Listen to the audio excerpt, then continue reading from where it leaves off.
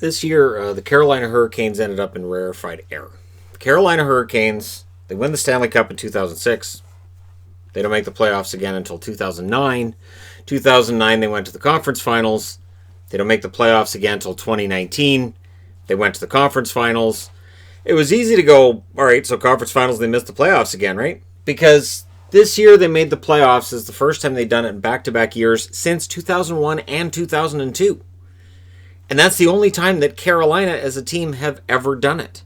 So the idea of year-to-year success, year-to-year excellence, well, it's a foreign one. So when people attack their attendance figures and say, well, Carolina can't support a team, there hasn't been a lot there to support. And it's something that can be said of Florida and Arizona as well. We can talk about the Sun Belt and whether or not it works, but we also need to talk about the teams that are there and how well supported they would be in another location, missing the playoffs every year, -2 out of the last 20, this kind of thing. Now, they did make the playoffs this year. They took out the New York Rangers in that play-in round before they got taken out by Boston in what was round one. But they're making progress. And I do think that Carolina is a dangerous-looking team for the future. Now, the only other time that the Canes did it was 2001, 2002. The Whalers made the playoffs in back-to-back years from 1986 through 1991. That's when you had a 21-team league and 16 teams made the playoffs. This is a franchise that's really needed that level of success. But there's a little bit of danger in it. So they have $4.3 million in cap space currently, according to Cap Friendly. Now, how much money is Hayden Fleury going to command? Probably not a lot, which means if they want to, they can probably add another forward or another defenseman if they want to. But I don't think they necessarily do. And despite taking on Niederreiter's contract, which probably doesn't look great right now, it's not a huge problem for them because, again, they've got $4.3 million in cap space. They're a pretty solid team, and thanks to what Montreal did with Sebastian Aho last year, they don't have to worry about Aho. And they've got sort of a blueprint for when Svechnikov is due next summer. So Svechnikov's an RFA next year, and the big UFA next year is going to be Dougie Hamilton. I would expect Don Waddell to sit down with Dougie Hamilton and figure this out as soon as possible. Dougie Hamilton, it is in his best interest, I believe as well, to work on something with Carolina because clearly it is a relationship that works. And it's a relationship that works very, very well. Let me move that a little bit. Yeah, that's better. So, Hamilton at his best year in the NHL has evolved into one of the better defensemen in the NHL. And he's now justified to be getting paid the amount of money that he's always kind of sort of wanted. One of the reasons that Boston traded him was money. And him wanting a ton of money and Boston saying, okay, well, we're going to allocate that amount of money somewhere else. So he gets traded. Now, it's going to be interesting to see if he can continue that step up. If you look at his career totals, Dougie Hamilton every year gets better than he was the year before.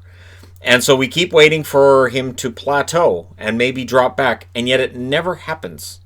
So you can look at his career totals and go, wow, he does tend to get better every year. Now their forward group is solid. Svechnikov, Aho, Teravainen. Second line, Dzingel, Trocheck, Necas. We'll see how Trocheck does in a full season in Carolina. We'll also see how Dzingel does in his second season. But you got Foegele on the third line, Stahl, and Jesper Fast. Jesper Fast is a very good low-key signing by the Carolina Hurricanes. Really like what he did in New York for the Rangers, and I think the Rangers are going to miss him. I really do. So while I like the Rangers' future, losing Fast is going to hurt. McGinn, Martinook, and Niederreiter, in my eyes, are probably fourth line. And if you say, well, Niederreiter shouldn't be on the fourth line, he shouldn't, but that's probably where he's going to end up.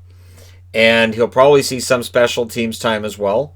But I would not be entirely surprised to see him moved at some point this year. But they don't really need to worry about it. Now, others, of course, Morgan Geekie, who came in like a ball of fire his first game. And I think the expectations have kind of eased off a little bit from where they started. But he's going to be an interesting one. Clark Bishop, who they signed. And Bach, of course, a prospect who they seem to have a lot of interest in seeing how he's doing and whether or not he gets a cup of coffee in the NHL this year or not. No idea. You got Lawrence. You got Ryan Suzuki. If Ryan Suzuki has the level of determination that his brother Nick has, he's going to be an NHLer. And so they're very solid up front. Of course, they signed Jeremy Bracco, who was a UFA out of Toronto. And if a Toronto Maple Leaf goes to Carolina and becomes something in Carolina more than he was in Toronto, it's not always a surprise. It's one of those relationships that seems to have existed for a while, where guys who were in Carolina go to Toronto. Yeah. And then Drew Shore, who they just signed. It's a two-way contract, probably plays in the AHL, but he's a decent call-up and he's decent depth. I think they have a very good forward group. Their blue line, though, is pretty fantastic. Now, the question mark I have is Jake Bean. Is Jake Bean going to play this year? And if he is, and if the idea is, all right, well, Joakim Ryan and Jake Bean will switch out in that number 6 spot, that's where Jake Gardiner being on the block makes a lot of sense. So you've got Slavin and Hamilton, Shea and Pesce as your top 4. Then you've got Gardiner and Fleury as your third pairing. Jake Gardiner should be top 4. Ideally, it was not a great season for him in Carolina. Can totally understand why they were looking to make moves at the deadline involving the blue line. And so Brady Shea's going to get every opportunity at a top 4 role, and I could see Gardiner being on his way out the door. But again, they have $4.3 million in cap space. It's not necessary to move Gardiner right now if they will feel like that. Joakim Ryan was brought in. Joakim Ryan, decent enough depth. And that's the key thing. And it's something I'm going to focus on a lot when I look at these rosters. And then if we get to actual season previews at some point, which will be much different than this. But if we get to actual season previews, once I know when the season's going to happen, where the season's going to happen, what the divisions are going to look like, I will look more at depth than I used to in my previews. The depth seems to make a difference.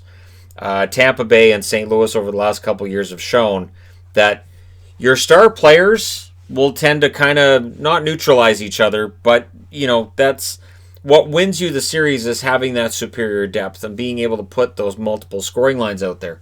So the fact that they had Jesper Fast on that third line could be a huge difference maker, as well as the continued progress of Necas. Necas had, again, probably because he's in Carolina, a bit of an under-the-radar, solid rookie season.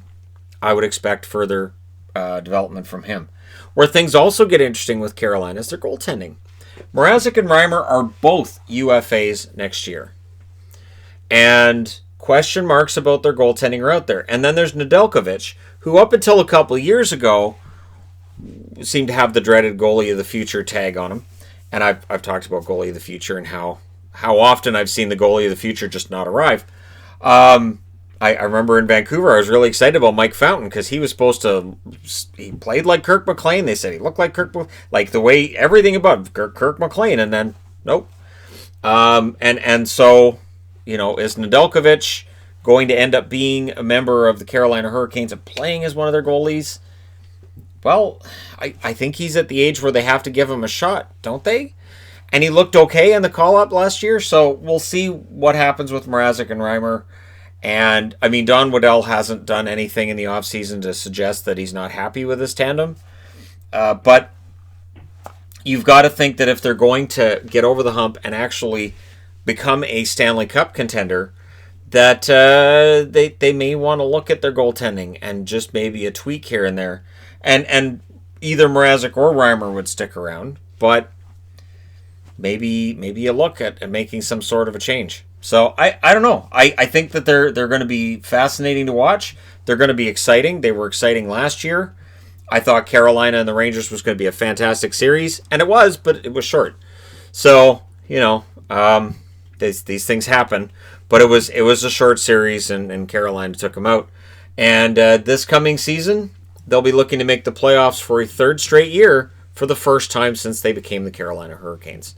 The last time that happened, of course, was the Whalers in the 80s. So it is a franchise that's looking for some success of the prolonged variety, and I think they're kind of close. They've at least got the franchise player now that they've been seeking for so long. They've got that depth, as I said, and we'll see how it plays out. Let me know what you guys think in the comment section below regarding the Carolina Hurricanes, where their standing is, just say in the Metro. Third, fourth. I'm thinking of them probably being like third, fourth. I haven't looked at the charts in total, but I think they should be able to stay in the playoffs. It's going to be a tough division. Either way, whether they switch up the divisions for the 1 year and everybody goes to Canada, it won't really affect Carolina that much. because the Eastern divisions probably stay relatively similar, but it's going to be interesting. Let me know what you guys think in the comment section below. Don't forget to hit like and subscribe if you're browsing your way through. You just happened upon this video. Thank you guys so much for watching, for all your support. I will talk to you again soon.